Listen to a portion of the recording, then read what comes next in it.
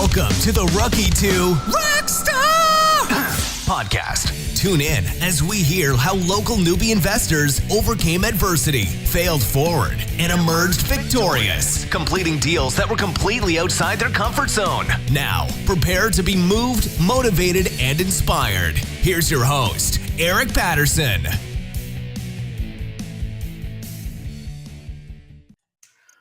All right, welcome. This is the Rookie to Rockstar video series, and today we have a real special treat.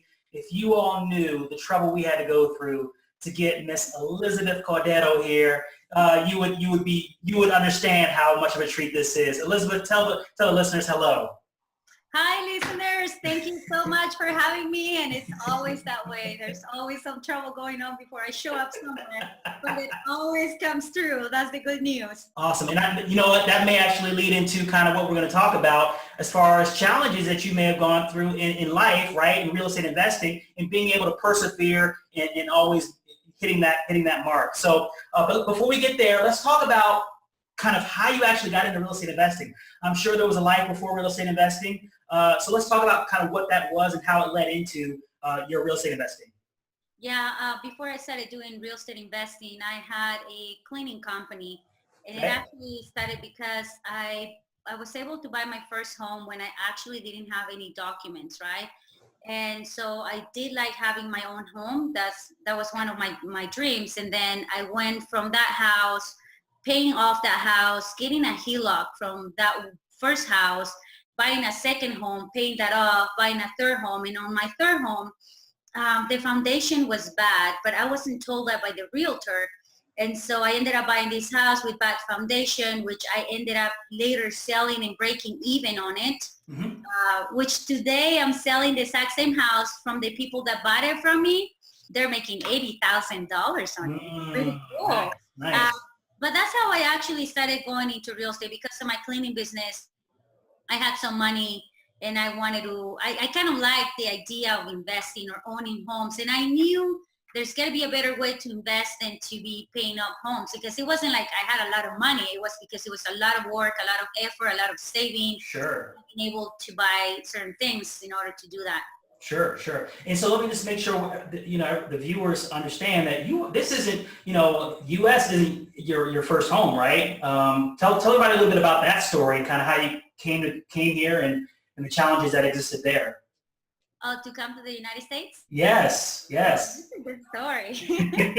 Okay. So when I was 14, my mom came to the United States when I was 12. And so I left in Mexico with my oldest sister, who's probably at the time, I want to say 17. So we're like three teenagers left in Mexico because my mom was we were really struggling, right? Right. It was either that or we were indebted. And I strongly believe that if I had stayed in Mexico today, I would probably be a drug addict or maybe a prostitute, right? Yeah. Because of the way my life was heading in that direction. Right. But my mom came to the United States and a couple of years later, she sent for me and my oldest sister. So I crossed the desert with my oldest sister. When I was 14, I think my oldest sister was maybe 18. I don't know how old she was. She's older. And so it was a little bit of it was actually a dangerous border crossing where there was one point where they wanted to separate us from the group because we as young women, they wanted to take us somewhere else, probably for human trafficking or, any other stuff. Yeah. And so it was a point when we're crossing where my sister starts crying because they said, this is where you can die, right? Right. Because there's a side where they have other people waiting for the immigrants that are about to cross, usually people that are in drug addiction, people that have been deported, they don't have a job, they know you have a little bit of money. So they're waiting for you when you're crossing. And that's when they said, this is the point where you just run, right? You run, you look. And so my sister starts crying and says, I think we're going to die. And she cries. And I just looked at my sister and I said, why are you crying? If this was so dangerous, my mom would have never sent us here. Right. Little did I know that it was actually, in fact, true. We could have died. Right. And then they said, run and don't look back. And the first thing I do is I fall. I'm like, oh my gosh. That's why I said it always happens that way, but I survived. And then we got detained by the Border Patrol. We were lucky we're still in the Mexican border. So nothing happened to us. I took my sister in the hand and we just ran across the busy freeway. You know, people are not stopping for you. So when I came here, I didn't know how to use a water faucet. I didn't know a lot of the things that are common to people in the United States. Right. I didn't speak any English either. So basically, you're saying, I mean, with all those challenges, you know, you've been able to overcome. Starting a business, your cleaning business, wasn't that, I would imagine, it pales in comparison, I would imagine. And then taking those lessons learned and then putting it into real estate investing. So I'm starting to see a common thread here. So talk to us a little bit about you had done some deals prior to this year, right? So, but this deal, you did something a little bit unique that you hadn't done before. Talk to us about that experience. Yeah, this is one of the houses I decided to flip. It's in West Valley City. Okay. I have a mentor. His name is Matt Atkinson. Okay. I do consulting with him. All right. And one day he talked in a business setting in some group of business owners. And we were chatting and he said, Elizabeth, let me explain to you the value of hard money lending. Before then, I was using my own money and funding my own deals because I was a little bit more worried about not making it, learning, all of that stuff. Right. So I wasn't as confident to use other people's money. So when Matt Atkinson explained to me the value of hard money and keeping the money with you, so therefore, if anything happens, you're safe, right? If the market crashed, you still have your money. You can use your capital to invest in more property. It's kind of like a insurance in a way. Right. So that's the deal I did this year. I've done other deals, but using hard money, it's what I did that was new, I guess, this year. What would you say to anyone out there who's a little bit hesitant, who have the same fears that you did or concerns about using other money, especially hard money? What would you say to them as far as taking that next step? I think fear is always with us in everything we do. I still have fear when I buy any deal, when I do anything, but I think you still have to move forward. And I believe in education. You have to educate yourself. What is it that you're afraid of? Right. I think for me, it's like not knowing exactly what I was about to do, right? Like sometimes you don't know if that's the right value of the home. Sometimes you don't know if, you know, I mean, whatever it is that you don't know, you need to figure it out and learn everything about it. One of the things that I would highly recommend for people when they don't have any money is to maybe partner with someone on their first deal. Okay. Learn from them because it's going to be easier. Sometimes people get greedy. They want to make all the money, but it's a very expensive mistake. So if people are doing their first deal, they're a little bit worried. I say partner with someone or educate yourself enough or follow someone who's been doing it enough so that you can learn. And it's kind of difficult because everyone wants your time. Once you're doing something well, everybody's like, oh, I want to know what you're doing. Right. But it's different when you have something to offer for that person. Like maybe I have a deal that, you know, somebody else is selling. Maybe I can bring it to the table. And remember, people who are doing this constantly, they have it all. They have the deal, they have the money. So you have to find a way to bring value to these people. Right. Because that's, to me, if you can do it with someone else, I think it's better than to actually, I mean, I'm very risk taker, so I went ahead and did all of this stuff like pretty much on my own, and I said, I'm gonna figure it out as I go. But I will highly recommend getting with someone and getting yourself educated about what is it that you're wanting to do. Okay. So would you say, because I know you're part of a couple different RIAs, right? Would you say that's been an integral part, a really important part of your progression? Absolutely, it has been. I think one of my favorite RIAs is Esler RIA. Okay. Just because I've been going there, you know, before I actually started doing any flipping, I have attended the RIA for, I want to say at least 2 or 3 years now. So it isn't like all of a sudden I woke up and I said, I'm going to do this. I mean, I could hear the guy saying, oh, you know, you're going to make thousands of dollars. And I'm like, I want to do that. Who wouldn't? But it took 3 years before I was like, maybe like two and a half before I was able to move forward. But it is because of the people you surround yourself with that you're able to do, right? All of a sudden people are saying, hey, I have this deal. Do you want to buy it? And even the deals that weren't as great in investing are really good for somebody who's just doing retail. Right. You have better in a certain way. But SLERIA, UTRIA, UVRIA have been the three main associations that have been part of my learning. Excellent, excellent. And so I'm curious, is there any book or web app or other resource that you would recommend for those who are just starting out that kind of maybe has helped you along the way?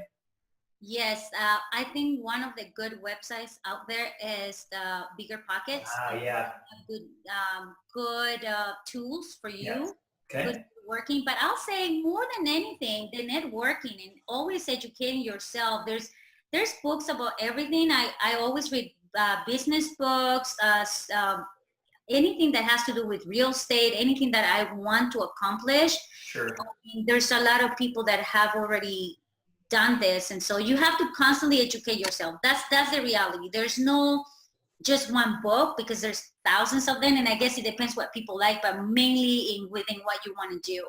Right. So, right. But going to the RIAs actually is the key because you network with investors who are actually doing what you're trying to accomplish. For sure. For sure. Okay. Well, as we wrap up here, I'm curious, is there, looking back over the years in your journey through real estate, I know it's just beginning, right? I know you've got a lot going on, a lot of moving parts, and I see you as the tycoon, a real estate tycoon soon to be with what you got going on over there. Is there if you had to do it all over again, is there anything that you would change?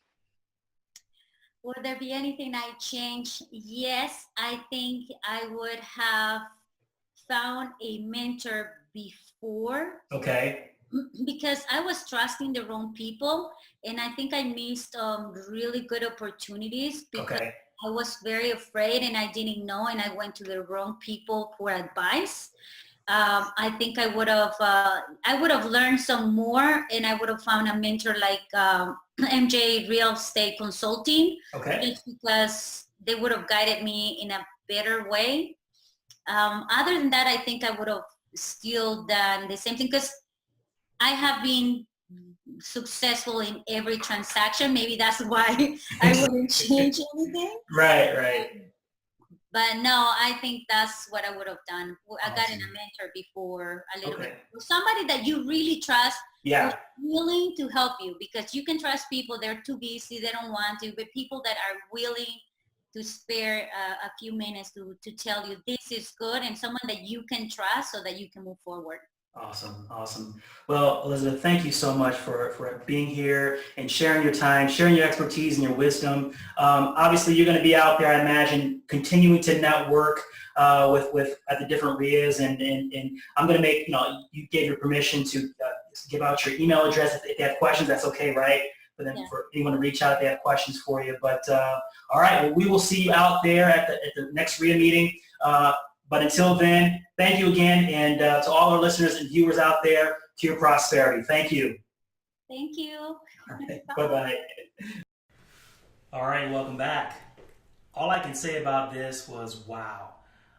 For me, I just felt like there was so much inspiration to be had from Elizabeth's story.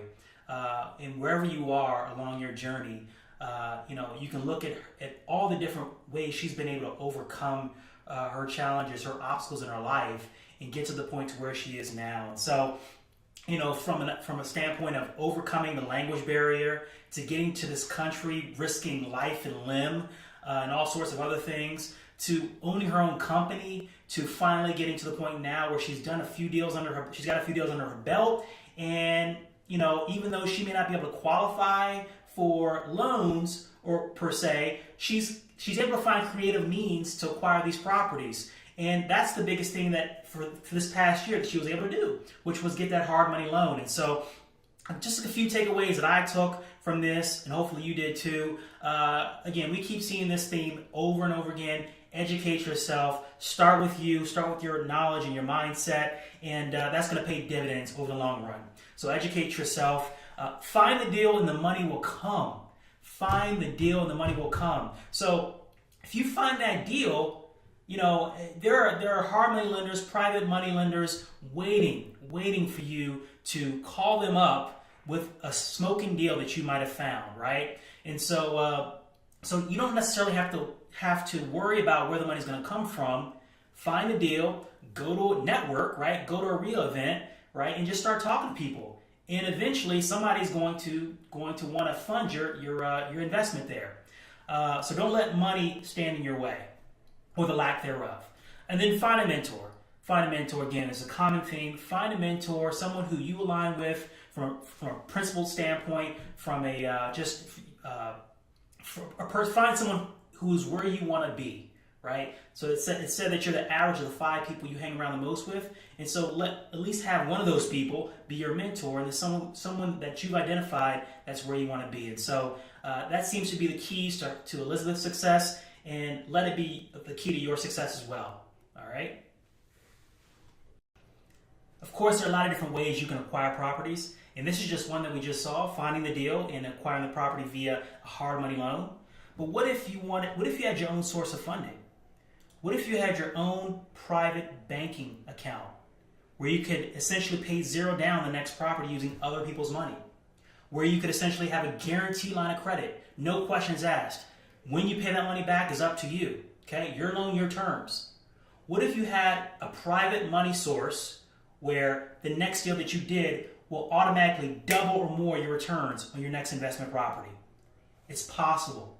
It's possible. Let me show you how. Reach out to me and I'll send you a video series, epatterson@paradigmlife.net, and I'll be sure to send it over to you. And if you're interested, we can have a 15, 20-minute sit-down conversation around what the details of that are. Okay? To your prosperity. Thank you.